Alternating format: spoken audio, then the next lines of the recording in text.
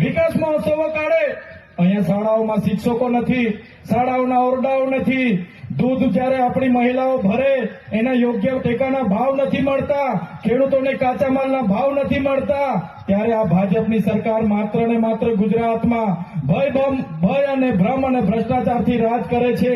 મારા સાથીઓ, મારા યુવાનો, આ લોકોની રાજનીતિને બદલવા માટે તમારે આગળ આવવું પડશે.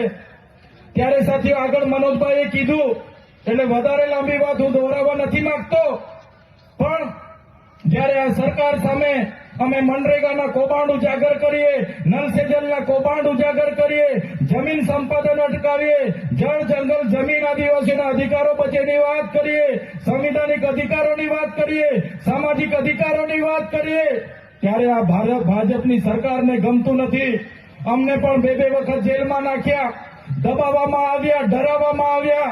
ત્યારે આ ભાજપની સરકારના નેતાઓને, એમની પોલીસને એવું હતું કે આ ચૈતર વસાવા ડરી જશે, પણ આ ચૈતર વસાવા ડરવાવાળા નથી, આ ચૈતર વસાવા લડવાવાળા છે.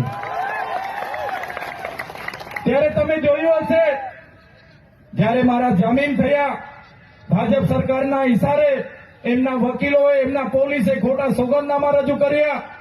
એમણે કીધું કે આ ચૈતર વસાવાને અંબાજીથી ઉમરગામ સુધીના 14 જિલ્લામાં એમણે પ્રવેશબંધી ફરમાવો, લોકોને ગેરમાર્ગે દોરે છે. અને એ પ્રકારની વાહિયાત વાતો કરીને જયારે એમણે સોગંદનામા રજૂ કર્યા, ત્યારે મારા મત વિસ્તારમાં આજે મને પ્રવેશબંધી છે. હું મારા ડેડિયાપાડામાં જઈ નથી શકતો. ડેડિયાપાડામાં મારું કાર્યાલય છે, મારું ગામ છે, મારો પરિવાર ત્યાં છે, મારું ઘર ત્યાં છે, પણ હું એ વિસ્તારમાં જઈ નથી શકતો. ત્યારે આ ભાજપના નેતાઓને, આ એમની પોલીસને અમે કહેવા માંગીએ છીએ, તમે મને ડેડિયાપાડામાંથી કાઢી નાખશો, તમે મારા નર્મદા જિલ્લામાંથી કાઢી નાખશો, પણ આ ચૈતર વસાવા લોકોના દિલમાં રહી છે, ત્યાંથી ક્યારે તમે મને કાઢી નથી શકવાના.